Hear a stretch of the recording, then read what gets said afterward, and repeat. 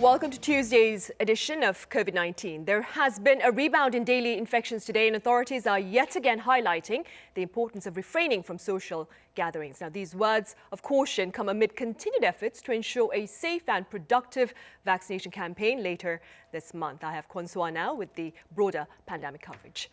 So I hear we are back on the 300 level here in Korea. We are, Sunny, but it's not an exponential rise that we are seeing this Tuesday. Korea reported 303 new infections as of 12 a.m., but we're used to seeing higher figures past Monday, which in many cases reflects the lower number of cases of tests, rather, that are conducted over the weekend. Now, we have a slight increase in both domestic infections as well as imported cases this Tuesday, and with that, the total number of infections stands at 81,487. We also reported 8 new fatalities, which raises the death toll to 1,482. Now, if we take a look at our graph now, for the past week, the numbers were at the high 200s to around the mid 400s. Now, one positive development that we're seeing this Tuesday is that the capital, Seoul, reported less than 100 infections today. So that happened for the first time in 83 days. The densely populated city has been struggling with everyday cluster infections during the past months. But today it is the Gyeonggi-do province that's seeing a triple-digit figure at 126 cases. And also we have more regions than yesterday that reported new cases of the virus. I see. So meanwhile, do we know when exactly our vaccination campaign is poised to start? Well, after the government's briefing on the vaccination program, which Jung-min will go into details in a bit, the Korea Disease Control and Prevention Agency released a statement saying that AstraZeneca's vaccine will be supplied from February 24th in phases. So with just around 2 weeks left until the vaccination program begins, a mock drill of the actual inoculation process is scheduled to kick off this afternoon, which may have already started as we speak. Now, also on Wednesday afternoon, AstraZeneca's vaccine is expected to receive the final approval from Korea's drug ministry. And over at the World Health Organization, the WHO is reviewing the AstraZeneca's effects on elderly people, as well as the COVID-19 variant from South Africa. And that South Africa, which currently has a total number of 1.47 million cases, has recently this week halted its vaccine rollout from AstraZeneca. Speaking of concerns over the variant here in the U.S., which has 27.7 million infections, there are concerns that the proportion of COVID-19 variants is growing. And here we are seeing the death tolls. Brazil, with 232,000 deaths so far, has been seeing over 1,000 deaths for 19 straight days. And in total, the globe has now 107 million infections. And those are the figures I have for now, but I'll be back in a bit after the government briefing. Sunny? All right, so thank you for now. Right, earlier on Monday, healthcare experts hosted a special Q&A session to answer questions about COVID-19 vaccination here in the country. For more on that session, I have our Yoon Jung-min here in the studio. Welcome, Jung-min. Hello, Sunny. Now, before we delve into the actual Q&A session, do give us a rundown on the latest with regard to the government's vaccination campaign. Sure, Sunny. Like So-ah just said, KDCA Commissioner Chung Eun-kyung said yesterday that Korea will start handing out vaccines from AstraZeneca for 750,000 people, that is, starting on February 24th. And she also said the Russia vaccine Sputnik is under review for possible distribution here. Yesterday, health officials also fielded questions from the public, including those regarding the safety of COVID-19 vaccines. There are concerns stemming from the fact that the vaccines were developed in a relatively short amount of time, around a year, when it usually takes at least 10 years to do so. But health officials reassure the public that it does not necessarily indicate poor quality, saying the vaccines have cleared all the requirements to demonstrate their safety and efficacy. Although uncertainties linger, experts say there is growing scientific evidence that suggests otherwise. Take a look. There are some things we still don't know, but based on my analysis, the vaccines still provide many benefits when looking at the data we have collected so far. Korean health authorities also said the country has a strong cold chain infrastructure in place for the safe distribution and storage of vaccines. The country's military and law enforcement agencies will also be providing support to ensure that strict temperature requirements are met during all stages of the vaccine distribution process. Right. Meanwhile, Chongmin Commissioner Chung Kyung, as seen in the video, was joined by a pair of healthcare experts during yesterday's special session. What did they have to say with regard to the efficacy of the current COVID-19 vaccines? Well, Sunny, experts say the vaccines are around 90 to almost 100% effective in protecting against COVID-19, so they do recommend people to get the shots. And they also say the most vaccines now available are also capable of warding off the UK variant. But they did say they were found to be less effective on the South Africa variant. Even so, experts say getting vaccinated could still prevent more severe symptoms in those who contract COVID-19. Clinical trials have shown that Janssen and Novavax vaccines do in fact work against the South African variants. The efficacy rate may only be around 50 to 60%, but they have been very effective in preventing those infected from falling seriously ill. In regards to the duration of antibodies, however, experts say it is still unknown how long they'll last. So it remains to be seen whether people have to get revaccinated every year as they do against the flu virus. Experts added that the more studies are needed on the potential side effects of getting vaccinated for both COVID-19 and influenza at the same time. More data is also needed on whether it's safe to receive a COVID-19 vaccine following cosmetic injections, such as dermal fillers or Botox. I see. Meanwhile, Chongmin, what has been shared with regard to vaccine side effects and possible compensation? Well, Sunny, there still seems to be concerns over this severe allergic reactions that could cause people to go into shocks, though it's a very rare possibility. So the KDCA chief said yesterday advised people to let their doctors and nurses know if they have any food or drug allergies to prevent any severe side effects. Also, Chung added that the government is looking into a compensation scheme for those who experience side effects as a direct result of being vaccinated. Take a listen. Contact tracing will be carried out by regional authorities for their respective jurisdictions, and a special committee will be set up for casualty assessments and compensation rulings. Treatment costs and other medical expenses will be fully paid for the government in case of side effects that are directly linked to the vaccines. Right, Chongmin, one final question before you go. It's perhaps the million-dollar question. When can we expect a sense of normality once the inoculation campaign is started? Sure, Sunny. So, well, health experts say it may take a while, and we'll have to continue wearing our masks and socially distance even after vaccinations. Well, it's because they still need to monitor the efficacy of the vaccines as well as other factors such as the presence of new COVID-19 variants. Korea's goal is to secure herd immunity by November, and for that, 70% of the population must be immune through vaccinations or otherwise. The experts warn people not to gather in large groups right after getting their shots, saying it takes at least 2 weeks for the vaccine to generate enough neutralizing antibodies. They urged people to continue abiding by disease prevention measures, guidelines until they are no longer asked to do so. All right, Chongmin, as always, thank you very much for the updates. Thank you. Right, it's a little after 2 in the afternoon here in Korea, and we are poised to join the regular briefing on COVID-19 for this Tuesday. Now, given the rebound in daily cases today, just ahead of the Lunar New Year holiday that starts on Thursday, authorities are urging against travel and social gatherings that could raise the risk of infection. The briefing has yet to start, so perhaps we can take a look at the social distancing guidelines, which are in place until the 14th of this month. That would be the Sunday after the Lunar New Year holiday. The social gatherings of 5 or more people indoors and outdoors are banned across the nation. Violations can result in fines of up to 100,000 won. Meanwhile, the exception to this ban includes those who live together as registered in their official documents. Also, an exception to the restriction on gatherings is that for business, as well as weddings and funerals where the cap on attendance stands at 49 or fewer here in the metropolitan region and 99 or fewer outside the Greater Seoul area. There's also been a slight ease in business hours for restaurants and cafes outside the Greater Seoul area, which are now allowed to accommodate patrons until 10 in the evening. Those located within the metropolitan region still have a time limit of 9 p.m. The briefing is about to start. We'll come back to you afterwards. 있겠습니다.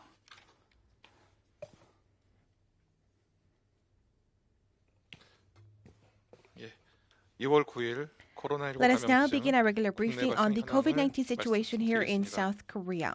2월 9일 0시 As 기준 for February 국내 9th, 발생 Tuesday 신규 midnight, we 확진자 have 수는 273 new local infections 해외 유입 사례는 and 30 30명이 new 확인되어 imported cases have been 현재까지 총 identified. 누적 And 확진자 the total 수는 caseload now stands at 81,487명입니다. 81,487. 현재 Currently, we have 8,329 8,329 people remaining in 위중증 quarantine, 환자는 and there are 189 어제보다 patients 1명 with critical or 증가하였습니다. severe conditions, which is up by 어제는 one 8분이 from 돌아가셨습니다. yesterday. We have 부인의 8 명복을 additional 빌고 fatalities. 유가족께는 I extend my 심심한 deepest 위로의 condolences to the 말씀을 deceased and the members of the bereaved 국내 families. 주요 발생 현황 And here are some 설명드리겠습니다. updates on our major 국내 domestic 발생 infections. 273 We 명입니다. have today 번역별로는 273 수도권이 new 217명, domestic infections, 217 reported in the 59명입니다. metropolitan area, and 56 in the 10명, non-metropolitan area. 호남권 10 from 11명, Chungcheong area, 11 from 경북권 Honam 13명, area, 13 from 강남권 Gyeongbuk, 17명, and 17 from 강원 3명, Gyeongbuk, and 3 제주권 from 2명이 Gangwon-do 발생하였습니다. province, and 2 from Jeju Island. 번역별로 주요 And by 집단 사례를 regions, 설명하여 here are some 드리겠습니다. updates on new domestic 수도권에서는 infections in the 서울 metropolitan area in 동대문구 relation 병원 두 to 번째 Seoul's Dongdaemun-gu 접촉자 District 조사 Hospital 중에 number 2. 13명이 We identified 추가 13 additional patients, and the total 총 now has 14명입니다. increased to 14. 서울 강북구 And in Seoul's 사우나 관련 Gangbuk-gu District, in relation to 18명이 a 추가 sauna, 확진되어 we have 18 누적 additional 확진자는 cases, and the 총 total caseload now 33명입니다. stands at 33.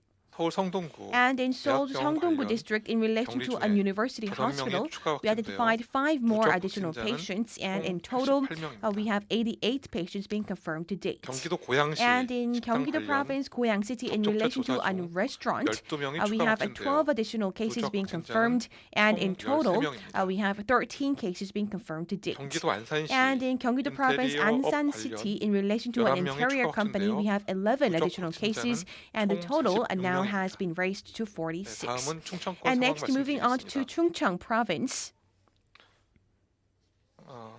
충남 In 청양군 Chungnam, 관련 in relation to 접촉자 the 추적 관리 중 Cheongyangun 6명이 province, in 추가 relation to a 누적 village there, we 확진자는 have 6 총 additional cases, and 17명입니다. we have 17 cases to date. 네, 잠시 노이즈가 있어서 I 잠시 think we 대기했다가 have had some 다시 noise, 브리핑 and 진행하겠습니다. we will be beginning our resuming to back our briefing very soon.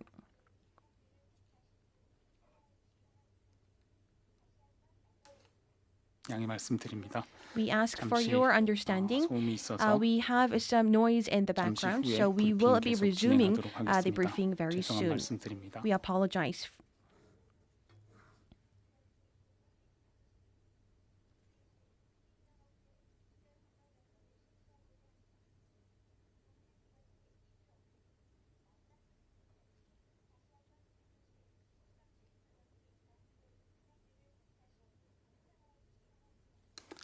네, 죄송합니다. 다음 네 계속 진행하도록 We 하겠습니다. will resume the 호남권 briefing. 발생 상황 And in 말씀드리겠습니다. Honam area, 광주 북구교회 in 두 Gwangju, 번째, 그리고 in relation to a IM second 미인가 church 교육시설 in 관련하여 Pukgu district, and 격리 also 중에 an 6명이 I 추가 mission 확진되어 group, we have 현재까지 6 additional 누적 patients, and 확진자는 the 총 total 224명입니다. now stands at 224. 경북권 And 발생 in 상황 Gyeongbuk 말씀드리겠습니다. province, here are some 대구 details. 북구 In 사무실 Daegu's 관련하여 Pukgu district, in relation to a 15명이 workplace, we 추가 have 15 누적 additional cases 확진자는 being confirmed, 총 and in 43명입니다. total, we have 43 patients being 경남권입니다. confirmed to date. 부산 And also in 서구 Gyeongnam 항문노조 province, in 관련하여 relation to 3명이 Busan Seoggu 추가 district, 확진되어 the Port 누적 Trade Union, 확진자는 we have 총 3 additional cases, 54명입니다. and a total of 54 have been 중구 confirmed to date. 재활병원 And in 관련 Busan 3명이 추가 확진되어 Junggu 누적 district, in 확진자는 relation to a 총 rehab hospital, 26명입니다. we have 3 additional cases, raising the total to 26. 오늘에는 그 최근 And 발생한 today, we would like to go over some updates on the cluster infection at the meat processing company. And through this, we have seen 4 cluster infections, similar infections, and a total of 124 have been infected so far. And we believe that meat processing company is also one of the high the jobs which is susceptible to the virus infections abroad as well. Here are some risk factors. First of all is the low temperature at these processing companies, and also the low rate of humidity is also very advantageous for the virus to spread. And even under these kind of situations, the virus could spread through respiratory droplets as well very easily. And moreover, these people who are working at these places have a very high intensity of work, and also many people breathe very deeply, and this increases the possible injection of the virus as well through breathing in. And also there are many noises in the background, meaning that many people have to speak loudly, and we believe that this could spread the virus also. And relatively compared to other workplaces, they also work at crowded and confined places. And fifth, given the circumstances, there are many people working there from abroad, so they have a lot of foreign workers, and also they have many people staying in dormitories, and meaning that they could also be vulnerable to the virus spread. And the industry itself is also very important as for our livelihoods, because they also provide a very nutritious food, and we also want to thank you once again for your efforts, and we believe that it is very important to make a safe environment for these workers. So we ask all of the companies and management to also ensure a safe environment for your employees. And also, if there is a very high intensity of work, it is very also useful for the workers to change their masks on a regular basis. And also, as this industry is prone to large cluster infections of the virus, it is very also important to manage and monitor their symptoms on a regular basis, and also give them enough time to also get some good rest.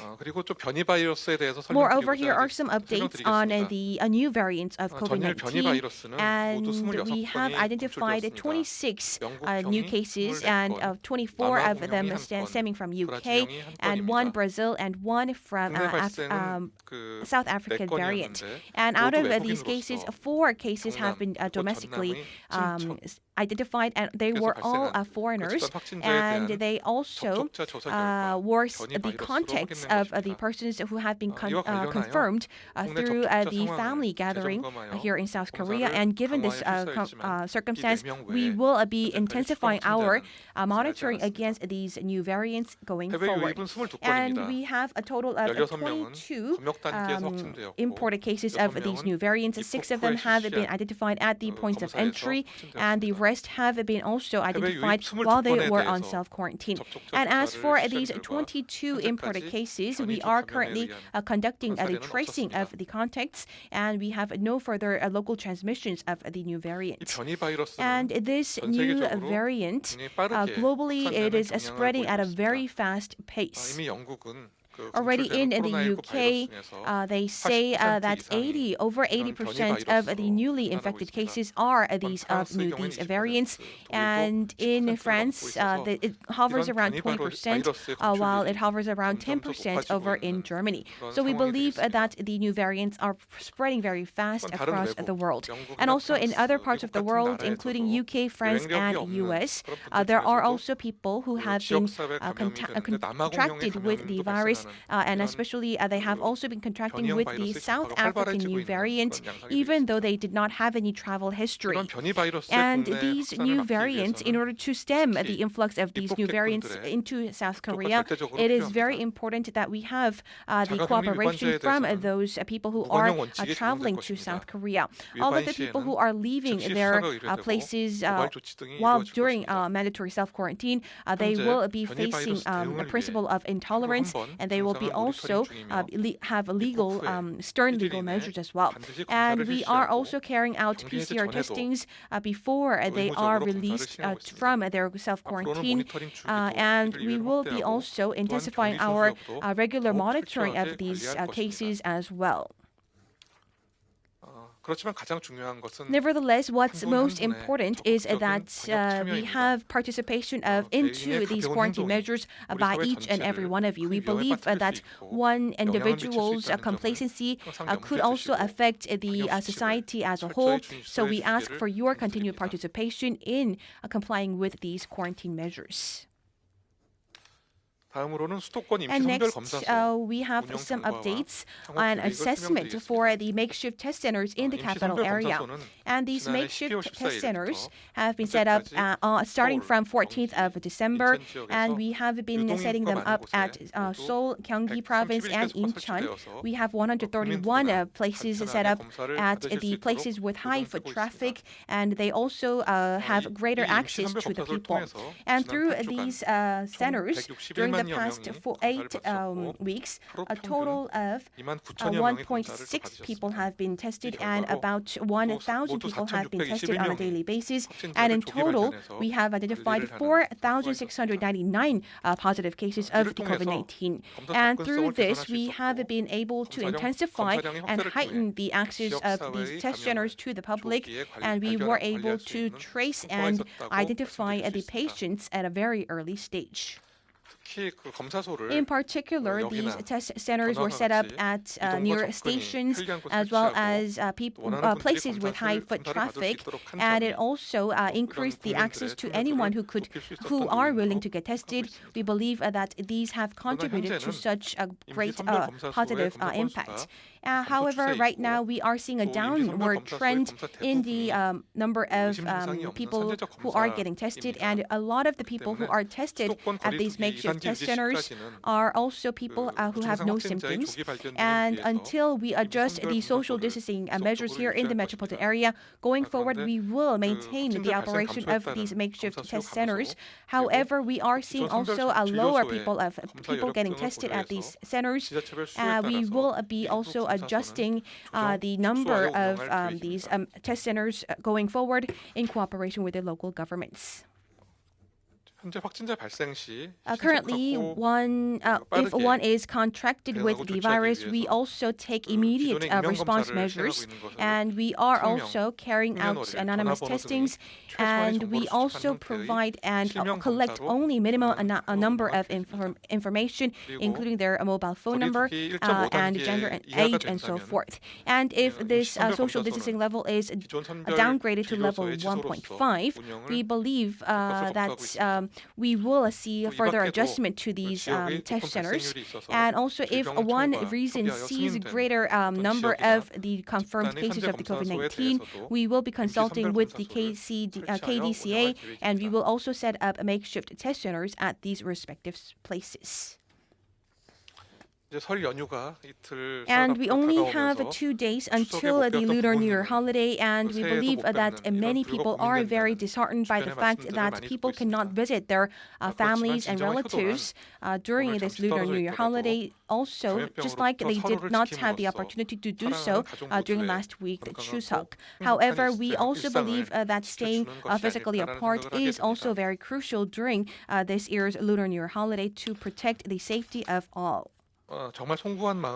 We apologize for you to say this, but I also once again urge for the public to wear your face mask during the Lunar New Year holiday as well, and also carry out ventilation and disinfection on a regular basis, and also stringently comply with the quarantine measures going forward. So once again, we urge you to participate in these measures, and the quarantine authorities will also, in this Lunar New Year holiday, centering around our headquarters, we will also be having an emergency response team and also react to any COVID-19 contingencies. And we will also intensify our quarantine for foreign cases as well. 지금부터 기자님들 질문에 답변 드리는 시간 갖겠습니다. Right, that was Lee Sang-won with Tuesday's afternoon briefing. So he had an alarming update with regard to the presence of variants here in the country. Right, 26 new COVID-19 variants were confirmed here in Korea, and that includes 24 from the UK, 1 from South Africa, and 1 from Brazil. And 4 of these cases were said to have been detected domestically, while the others were from abroad. And that raises the total of COVID-19 variant cases here in the country to 80. And as you said, that is alarming because the official also mentioned how in other countries there is even a larger proportion of variants than the original strain of the virus.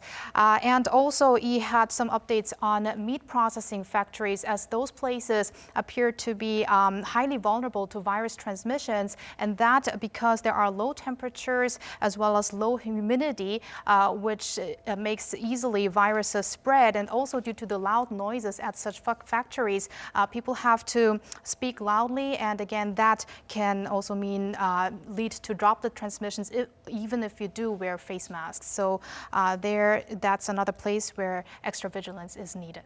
Right, so all right, thank you for that. I'll see you again tomorrow. See you tomorrow. The impact of social distancing guidelines has been tough on all, but it has been particularly brutal on the mom and pop restaurants, which is why large businesses and state-run entities are seeking to lend a helping hand. Do take a look. The COVID-19 pandemic has shuttered many businesses, and those that remain open are struggling with massive revenue losses. According to a recent poll in Korea, more than 8 out of 10 small business owners are reporting revenue falls due to COVID-19. The same survey also reveals that 70% of business owners were considering a permanent shutdown of their operations. OECD 국가 중에서도 우리나라가 자영업자 비중이 굉장히 높은 편에 속합니다. 이 소상공인들과 자영업자들이 무너진다고 그러면은 경제 생태계가 붕괴가 되고 복잡한 문제가 발생할 수가 있기 때문에 일시적으로 경영난에 봉착한 이들을 지원해 줄 필요가 있다. Even big businesses have rolled up their sleeves to help their smaller competitors. This restaurant owner, who runs an establishment in the heart of Seoul, says business has never been worse than it is now, since the restaurant first opened 25 years ago. 아무래도 재택근무가 많으니까 손님이 덜 오시죠. 그리고 또 5인 이상 규제도 심하고 하니까 아무래도 어려운 점이 많습니다. 나뿐 아니라 이 주변이 다 그래요, 지금. The kitchen has sprung back to life again after taking a very large order. Meal kits containing stir-fried pork are on the order ticket today. These quick and easy meals are growing in popularity, with people spending more time indoors amid the pandemic. This large company bought 300 meal kits today from several restaurants in the area. 200 were ordered for its workers, with the other 100 being handed out for free to those in need, as part of its community outreach program. The free food is delivered by neighborhood volunteer workers, who leave them at the door to minimize the risk of infection. 오늘 저희가 문고리에 음식을 담아서 걸어드렸거든요. 그거로 오늘 저녁 좀 맛있게 드시라고. 그래서 문고리에 걸어놨으니까 갖고 들어가시라고 전화 드렸어요. With social distancing restrictions forcing many soup kitchens in Korea to shut down, these meal kits have become essential for those going hungry amid these tough times. 많은 복지시설들이 휴관을 하다 보니까 결식도 좀 많이 우려가 되고 이러던 차에 따뜻한 한 끼 식사를 제공받는 느낌이어서 굉장히 좋아하시고요. 포장이라든가 여러 가지를 좀 신경을 많이 써서 보내주고 계시기 때문에 받으시는 분들이 정성스럽게 대접받는 느낌이라고. Another shipment of meal kits have arrived at this local firm, which is doing its part to help local businesses in the restaurant industry. 이렇게 바로 집에 가서 요리를 해 먹을 수 있어서 너무 좋더라고요. 그리고 취지를 들어보니까 광화문 소상공인을 위해서 또 동참한다는 의미에서 구매하였습니다. 네. Half the cost of these meal kits were paid for by the company.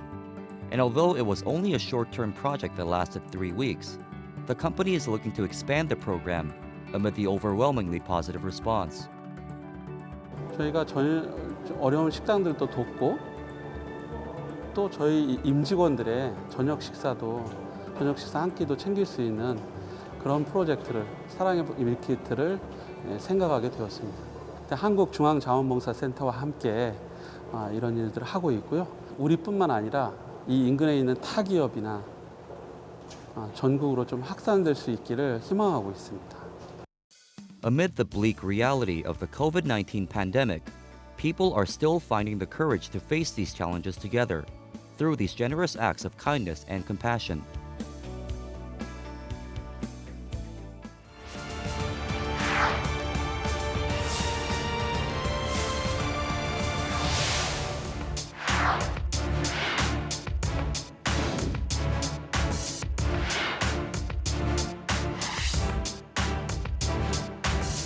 백신 수송, 보관 전 과정의 콜드체인 시스템을 점검하고 국내외에서 공급되는 백신의 안전한 유통과 보관 체계를 마련하고 있습니다.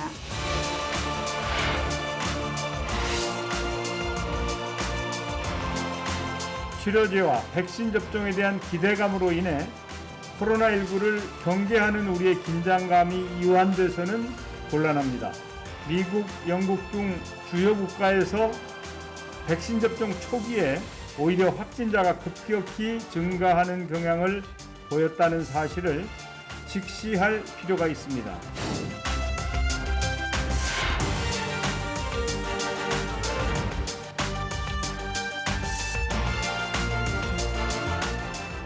Now, earlier on the program, we brought you details about Korea's vaccination campaign. And in this next segment, we have our panel of experts to discuss in detail those information, that is.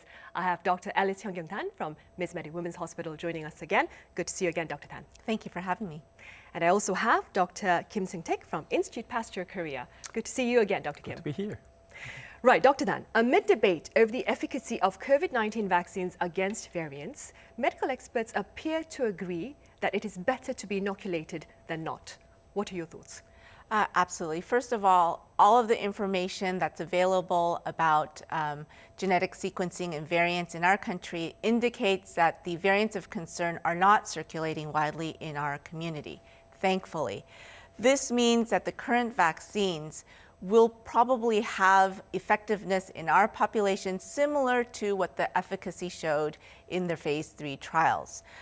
When we talk about effectiveness and efficacy, there are a lot of different parameters or endpoints that we look at. We look at the ability of the vaccine to prevent symptomatic disease, mild, moderate, severe, also asymptomatic disease, the ability to prevent transmission of the virus. Also, we look at the effectiveness in different subgroups, its effectiveness against variants, and then, of course, later we'll evaluate its effectiveness at preventing death. So there are a lot of things to consider, but all in all, when we talk about our population here in Korea, the net benefit to our population, both to the individual and as a country, is to get vaccinated. And so a rapid, complete vaccination campaign will be helpful for everyone to get over this pandemic. And also it may be the best way to prevent propagation of variant strains. So it's very important when it becomes your turn to get vaccinated that people go ahead and get the shot. Right. Meanwhile, Dr. Kim, how do you respond to concerns that it took less than a year to develop a COVID-19 vaccine as opposed to a decade or so time frame for most other vaccines? Well, this is some sort of just unprecedented the thing in the vaccinology. So sometimes people say, well, we have to actually somehow totally just revise the vaccinology textbook. But then this was not actually accomplished just one in the morning, because prior to that, there was some substantial progress in terms of some virus research, especially coronavirus, and then also some spike protein as well. So it's like 20 years. And then the development was actually just done very quickly because of some government support, and all those clinical trials was some staggered manner, which means once a clinical trial was finished, then usually there is some the review of the whole the result. But in this specific case, there was even before just finishing one specific clinical trial, the next clinical trial was just initiated. So this is unprecedented things. I see. Dr. Tan, please tell us a bit about the risk of infection even after inoculation. Right. So this is a very important point because generally it takes 2 weeks after the second shot of a 2-shot regimen to achieve full immunity. So that period between the first and second shot and that interval after the second shot and within 2 weeks, those are vulnerable periods when people can be still susceptible to getting infected. Secondly, there is no 100% protective vaccine. And so until we have achieved herd immunity and the level of COVID activity is very low in our country, people need to realize that we will need to continue with the non-pharmaceutical interventions that we're all familiar with, that we've been doing up until now, masking, distancing, hand hygiene, and avoiding crowds. And so people should not have the misconception that just because they have gotten 1 shot, now they are free to socialize or let their guard down. That is absolutely not the case. Right. Dr. Tan, authorities in the UK, meanwhile, are preparing for a clinical trial that seeks to test the efficacy of blending Pfizer's vaccine with AstraZeneca's against variants, that is. What are your thoughts on this endeavor? Well, I think there is some prior examples of such kind of the mixing of 2 different vaccines. For example, like Ebola vaccine, and also there is some experimental AIDS vaccine as well. But then for the SARS coronavirus 2, there is no prior examination of any effect of such the mixing of 2 different vaccines. But at least we have now the results from some animal studies using just mice, and there seems to be some effect on those out of such kind of mixing. But anyway, we need some clinical trial whether those kind of mixing is really beneficial. And then generally, I think the people are just thinking about by mixing, there is some enhanced some prime and then the boost effects in general. I see. Yeah. Dr. Tan, authorities here have claimed that the duration of immunity after inoculation remains uncertain. I suppose, and this is another area where there are more questions than answers, as you said before. Absolutely. So there is wide consensus among scientists that COVID will become an endemic disease. So as such, we do need to consider the need for boosters and perhaps revaccination sometime in the future. But as you just mentioned, we do not know the durability of immunity after vaccination. In January, Moderna did release a report that showed that there are high antibody titers, neutralizing antibody titers, 3 months after the second shot of its vaccine. Also, Pfizer released reports saying that they're after 85 days of the second shot, there are high antibody titers as well. The problem is we do not know if antibody titers can act as correlates of protection. In other words, just because somebody has high antibody titers, does that necessarily mean that they are still immune? Hopefully we'll be able to elucidate that in the near future. In early January, Novavax announced that they are actually starting to develop new constructs against the emerging strains, and that the company may choose candidates for the development of a bivalent vaccine. In other words, protecting against 2 strains in 1 shot, and perhaps finding a formulation for a booster that protects against not just a wild type, but also some of the variants. We talked about the timeline of vaccine development at the Davos World Economic Forum. The CEO of Pfizer has stated that his goal is to condense the timeline of vaccine development even further from the remarkable 314 days to under 100 days.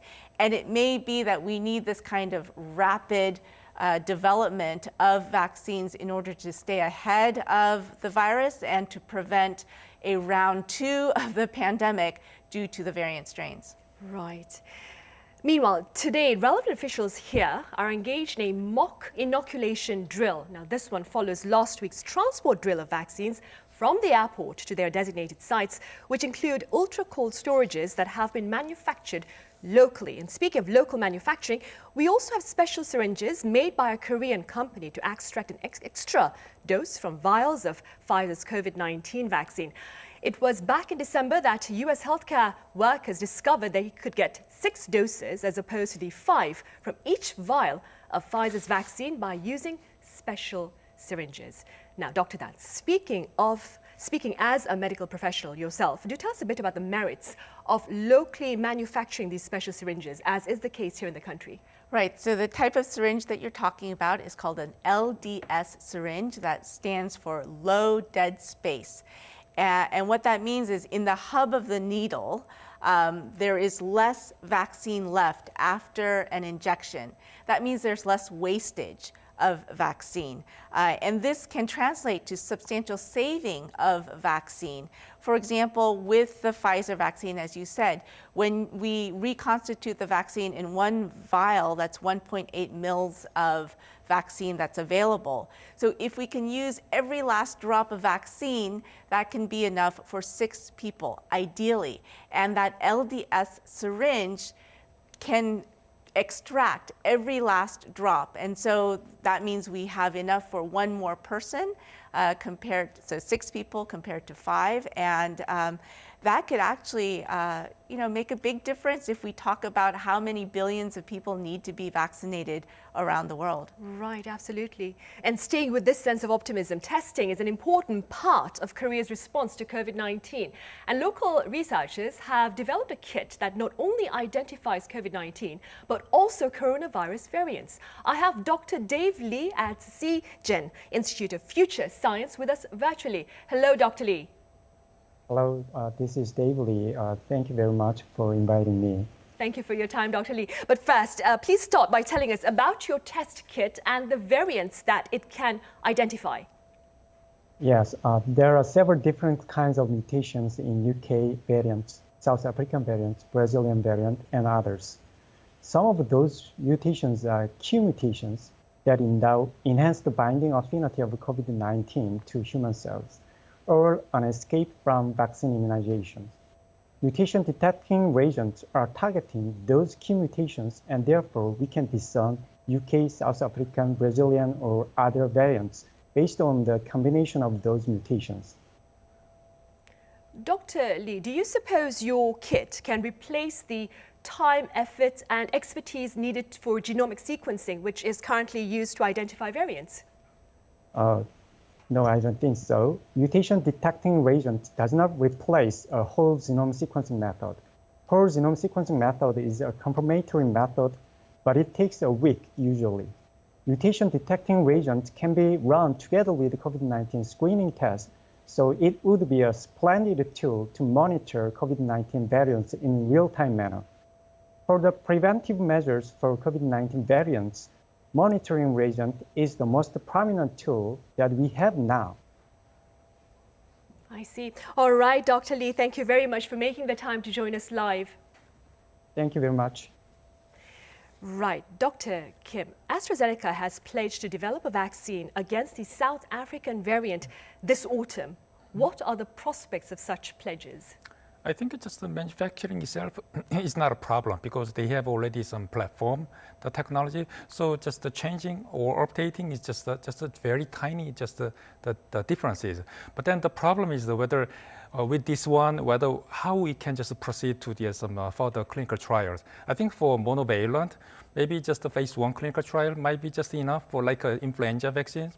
Because the seasonal influenza, as far as I know, just a phase 1 clinical trial is enough. But for like some bivalent or like some multivalent, we might need some further clinical trials to just test the efficacy of these the bivalent or multivalent vaccines against this the original and wild type, and then some variant SARS-CoV-2 too. Right. Dr. Dan, what are some of the tasks left for Korea to tackle ahead of its vaccination campaign, which is poised to start later this month? All right, so we need a good rollout, and I think we need to ramp up public engagement and public outreach campaigns. The people need to be informed in order to get a good uptake of the vaccine in the public. Doing these rehearsals and mock runs, as was done today, is very important to identify trouble spots that need to be, fixed before the actual rollout, make sure that there's no wastage, no security issues, make sure that the cold chain is maintained throughout. We will also have mobile vaccination teams.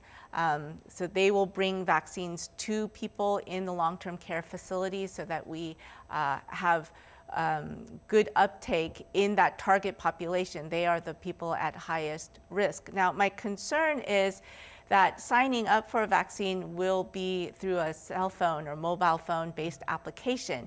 And there are people, believe it or not, who do not have mobile phones in Korea. They may not have internet access, they may not have computer access, or they have either disabilities or low skill, and so they're not able to access the application. I would suggest that perhaps we have an offline option for vaccine signups, perhaps at the Jumin Center or a neighborhood center where people can go in person to sign up for a vaccine. I know, for example, my parents in the United States, they're having a very, very difficult time signing up for vaccinations in California, in Texas, having to do with these technology issues, but also because of shortages. And so these are all things I think that we can learn from other countries' experiences. And the last thing is we need to make sure that domestic vaccine development, that this proceeds, because ultimately, we would like to be able to have our own homegrown vaccines for our population. All right, Dr. Dan, as always, thank you very much for your insights. And Dr. Kim, thank you for being with us today. Meanwhile, one way of addressing concerns about COVID-19 vaccines would be sharing all related and accurate information in a transparent manner. We'll be back tomorrow with more accurate information. See you then.